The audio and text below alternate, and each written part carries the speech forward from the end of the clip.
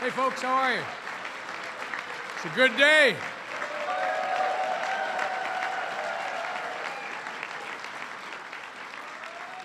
It's a real good day.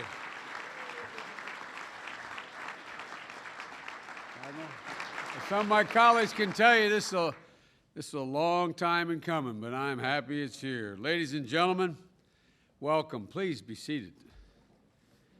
It was a great five-star general and president, Dwight D. Eisenhower, who once said, "Though force can protect an emergency, only justice, fairness, and consideration and cooperation can finally lead men to the dawn of eternal peace." By repealing Don't Ask, Don't Tell today, we take a big step toward fostering justice, fairness, and consideration, and that real cooperation President Eisenhower spoke of. This fulfills an important campaign promise the President and I made, and many here on this stage made, and many of you have fought for a long time. Repealing a policy that actually weakens our national security, diminished our ability to have military readiness, and violates a fundamental American principle of fairness and equality. That exact same set of principles that brave gay men and women will now be able to openly defend around the world.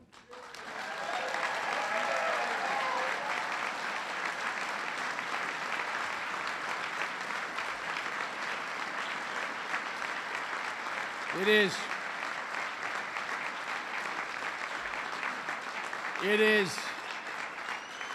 is both morally and militarily simply the right thing to do. And it's particularly important that this result was fully supported by those within the military who are charged with implementing it. And I want to pay particular respect, just on a personal note, as we used to say, I used to be allowed to say in the Senate, a point of personal privilege, Admiral Mullen, you're a stand-up guy.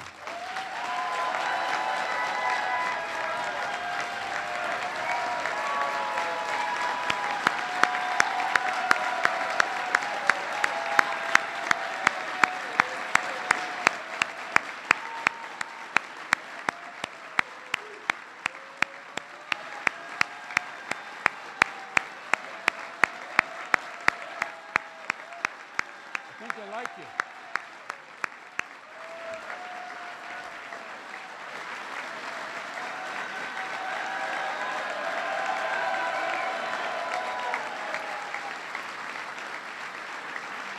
And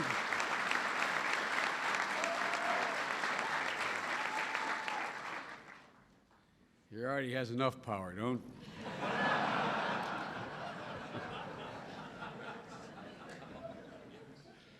And it couldn't have been done without these men and women leading our military, and it could not have been done without the steady, dedicated, and persistent leadership of the President of the United States. Mr.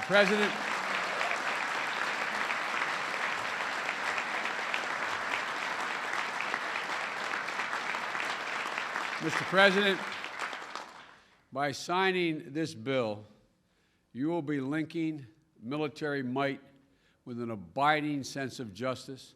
You'll be projecting power by promoting fairness and making the United States military as strong as it can be at a time we need it to be the strongest. Ladies and gentlemen, the President of the United States of America, the Commander-in-Chief, Barack Obama.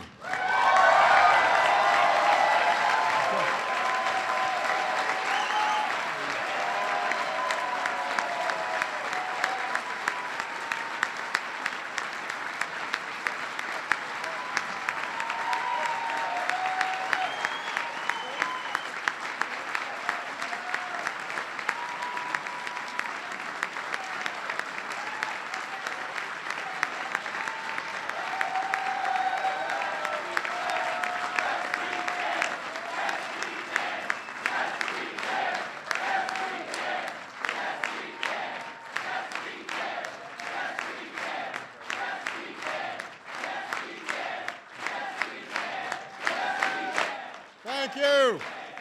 Yes, we did. This is You're welcome. This is a good day. Everybody.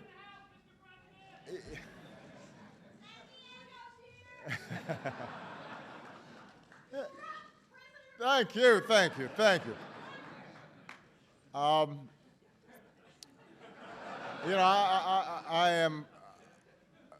am just overwhelmed.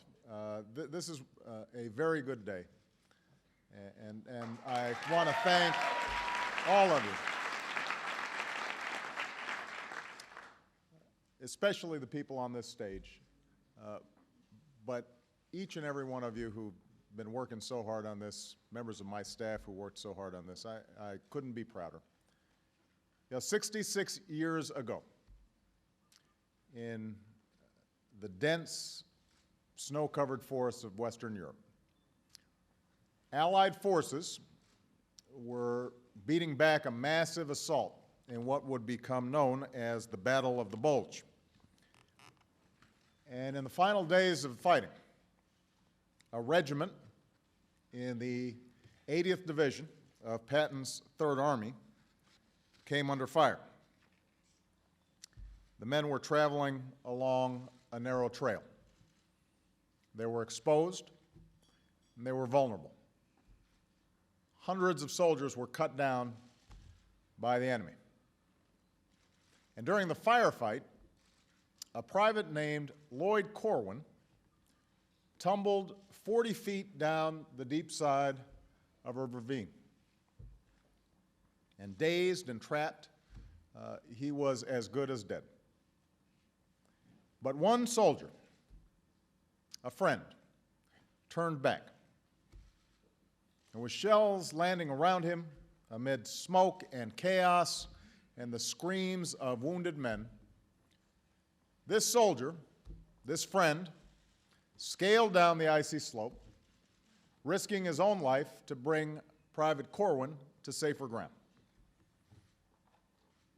And for the rest of his years, Lloyd credited this soldier, this friend, named Andy Lee, with saving his life, knowing he would never have made it out alone. It was a full 4 decades after the war, when the two friends reunited in their golden years, that Lloyd learned that the man who saved his life, his friend Andy, was gay. He had no idea, and he didn't much care. Lloyd knew what mattered. He knew what had kept him alive, what made it possible for him to come home and start a family and live the rest of his life. It was his friend. And Lloyd's son is with us today. And he knew that valor and sacrifice are no more limited by sexual orientation than they are by race or by gender or by religion or by creed. That what made it possible for him to survive the battlefields of Europe is the reason that we are here today. That's the reason we are here today.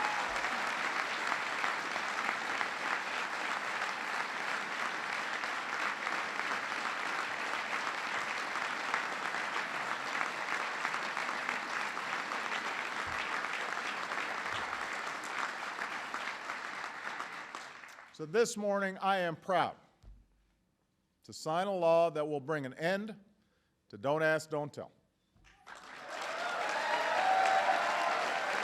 It is a law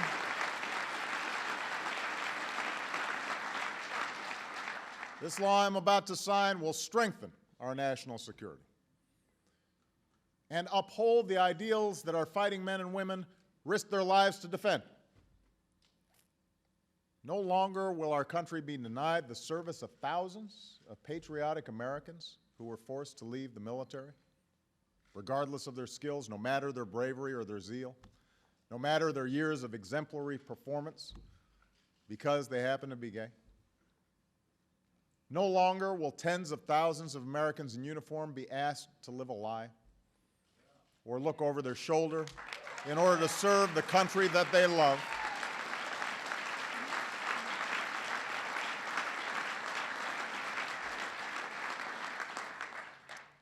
As Admiral Mike Mullen has said, our people sacrifice a lot for their country, including their lives. None of them should have to sacrifice their integrity as well.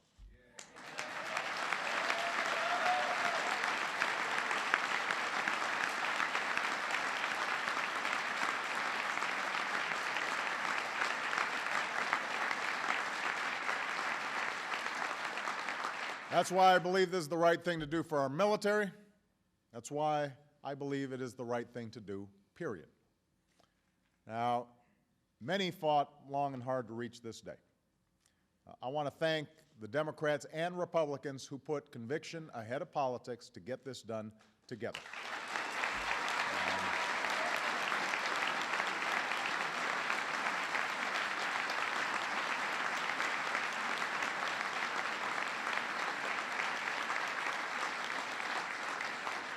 I want to recognize Nancy Pelosi,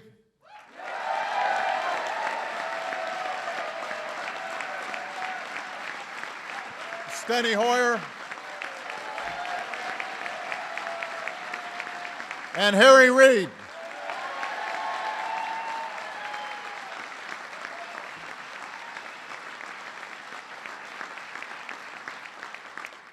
Today we're marking a historic milestone, but also the culmination of two of the most productive years in the history of Congress, in no small part because of their leadership. And so we are very grateful to them.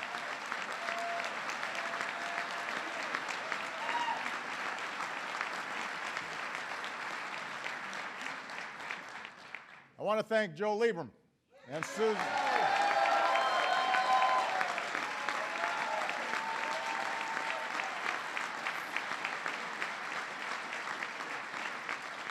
And Susan Collins.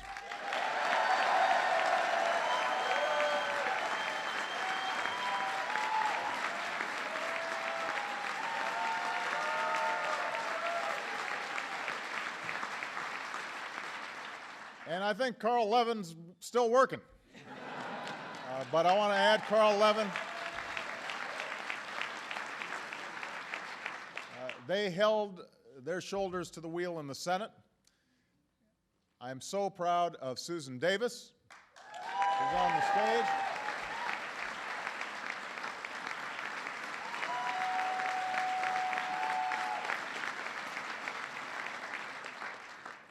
And a guy you might know, Barney Frank.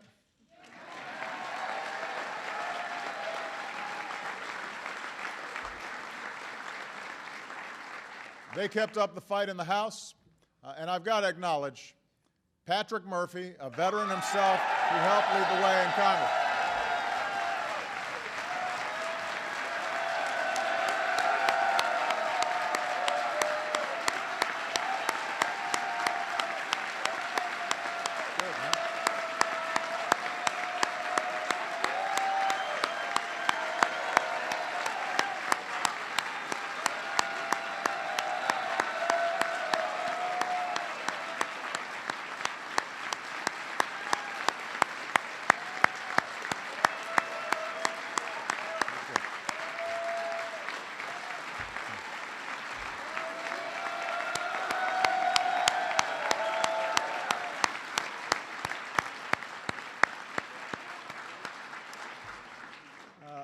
I also want to commend our military leadership. Ending Don't Ask, Don't Tell was a topic in my first meeting with Secretary Gates, Admiral Mullen, and the Joint Chiefs. We talked about how to end this policy. We talked about how success in both passing and implementing this change depended on working closely with the Pentagon, and that's what we did. And 2 years later, I am confident that history will remember well the courage and the vision of Secretary Gates, of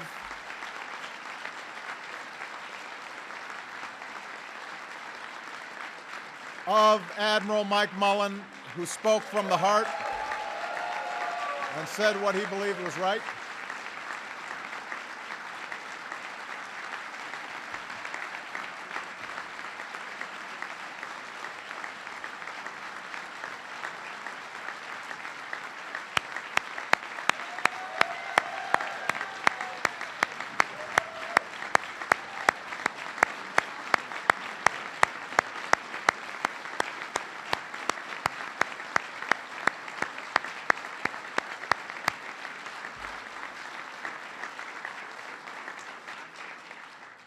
of General James Cartwright, the Vice Chairman of the Joint Chiefs, and Deputy Secretary William Lynn, who is here.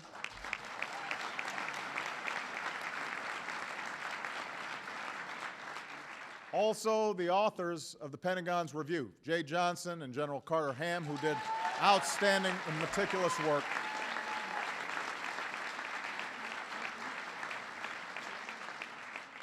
And all those who laid the groundwork for this transition. And finally, I want to express my gratitude to the men and women in this room who have worn the uniform of the United States Armed Services.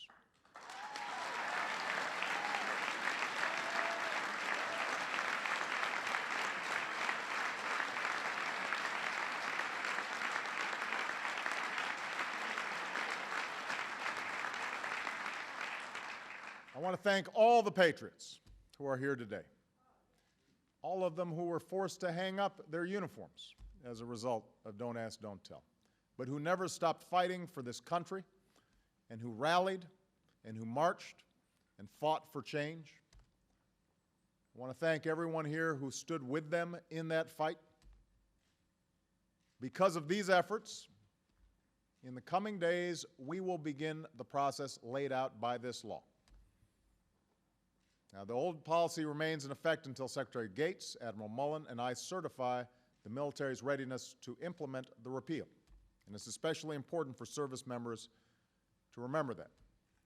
But I've spoken to every one of the service chiefs, and they are all committed to implementing this change swiftly and efficiently.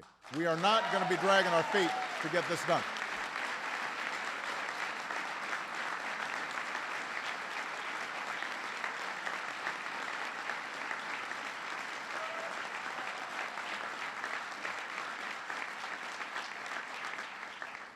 Now, with any change, there's some apprehension. That's natural. But as Commander-in-Chief, I am certain that we can effect this transition in a way that only strengthens our military readiness.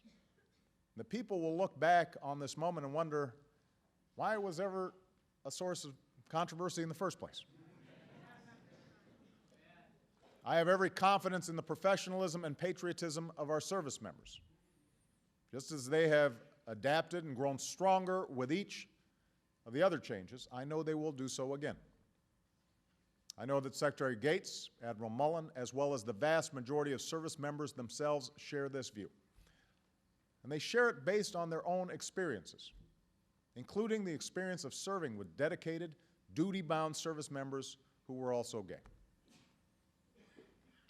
As one special operations warfighter said during the Pentagon's review, this was one of my favorites. It echoes the experience of Lloyd Corwin decades earlier. We have a gay guy in the unit. He's big, he's mean, he kills lots of bad guys. No one cared that he was gay. And I think that sums up perfectly the situation. So,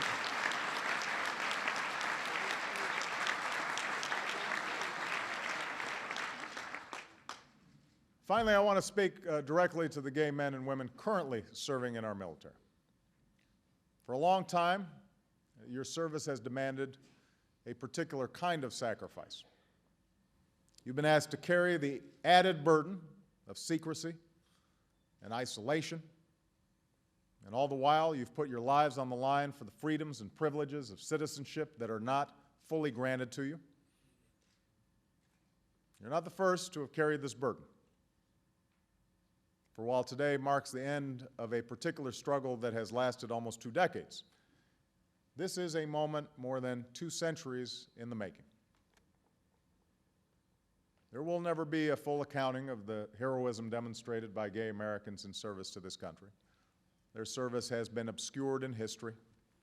It's been lost to prejudices that have waned in our own lifetimes. But at every turn, at every crossroads in our past, we know gay Americans fought just as hard, gave just as much to protect this nation and the ideals for which it stands. There can be little doubt There were gay soldiers who fought for American independence, who consecrated the ground at Gettysburg, who manned the trenches along the Western Front, who stormed the beaches of Iwo Jima. Their names are etched into the walls of our memorials. Their headstones dot the grounds at Arlington. And so, as the first generation to serve openly in our armed forces, you will stand for all those who came before you. And you will serve as role models to all who come after. And I know that you will fulfill this responsibility with integrity and honor, just as you have every other mission with which you've been charged. And you need to look no further than the servicemen and women in this room. Distinguished officers, like former Navy Commander Zoe Dunning.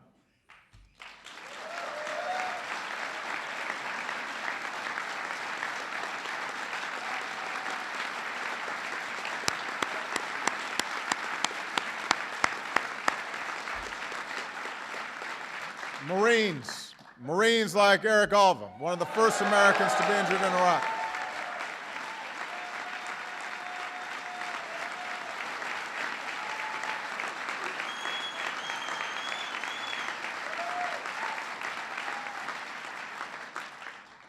Leaders like Captain Jonathan Hopkins, who led a platoon into northern Iraq during the initial invasion, quelling an ethnic riot, earning a Bronze Star with valor. He was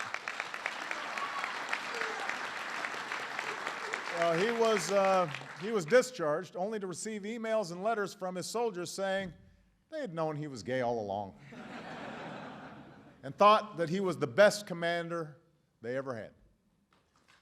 There are a lot of stories like these.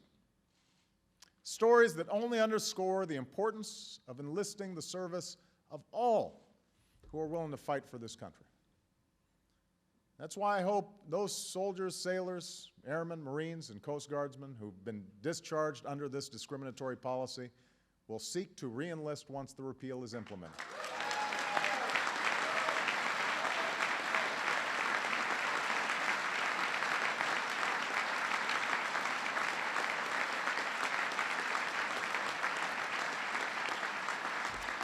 That is why I say to all Americans, gay or straight, who want nothing more than to defend this country in uniform, your country needs you, your country wants you, and we will be honored to welcome you into the ranks of the finest military the world has ever known.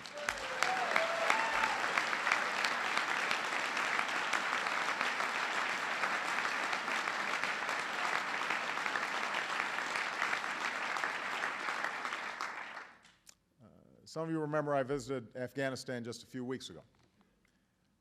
And while I was walking along the rope line, there's a big crowd, about 3,000. A young woman in uniform was shaking my hand, and other people were grabbing and taking pictures. And she pulled me into a hug, and she whispered in my ear, "Get don't ask, don't tell done."